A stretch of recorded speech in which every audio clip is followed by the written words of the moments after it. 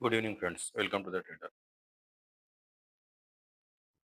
25th November ఇవాళ Nifty 75 points నెగిటివ్లో close అయింది. Market almost ఫ్లాట్గా ఓపెన్ అయినా కానీ 245 అరౌండ్ Q3 అరౌండ్ అక్కడక్కడే సైడ్ వేస్ ఉంటూ Q3లో ఒక మంచి బ్రేక్ డౌన్ ఇచ్చి 100 to 150 పాయింట్స్ ఫాల్ అనేది క్లోజింగ్లో రావడం జరిగింది.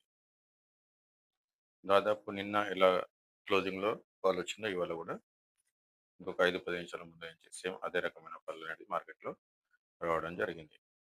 రేపు మార్కెట్ ఎలా ఉండబోతుందో చూద్దాం. ఒకవేళ మార్కెట్ 2 సార్లు 26,000 లెవెల్ బ్రేక్ చేయడానికి అటెంప్ట్ చేసింది, కానీ 2 సార్లు వెంబడే ఫెయిల్ అయిపోయింది. ఒక క్యాండిల్ అబవ్ క్లోజ్ అయినా కానీ మళ్ళీ నెక్స్ట్ క్యాండిల్లోనే ఫాల్ రావడం కనిపించింది. రేపటి మార్కెట్ కనుక చూసుకున్నట్టయితే 25,930 అనేది ఇది చాలా ఇంపార్టెంట్ లెవెల్. ఇప్పుడు ఇది బ్రేక్ చేయడం కొద్దిగా కష్టమే. ఒకవేళ దీని అబవ్ కనుక సస్టైన్ అయితే 26,000 మళ్ళీ అక్కడి నుంచి 26,050 వరకు కూడా వెళ్ళడానికి అవకాశం కనిపిస్తుంది.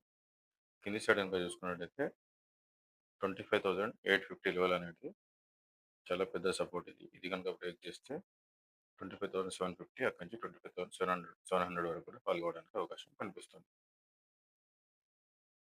Nifty 3 days before all time hike దగ్గర వెళ్ళిన తర్వాత అక్కడి నుంచి కంటిన్యూగా 3 డేస్ నుంచి డైలీ చార్ట్లో రెడ్ క్యాండిల్ ఫామ్ కావడం జరుగుతుంది. ఇది ఒకసారి 25,700 వరకు మినిమం ఫాల్ అయ్యి అక్కడి నుంచి ఏమైనా బౌన్స్ రావడానికి అవకాశం కనిపిస్తుంది. మీకు నా వీడియోలో ఇచ్చిన డోర్స్ యూస్ఫుల్ అనిపిస్తే వీడియోని లైక్ చేయండి, షేర్ చేయండి, కామెంట్ చేయండి, సబ్స్క్రైబ్ చేయడం మాత్రం మర్చిపోకండి. Thank you.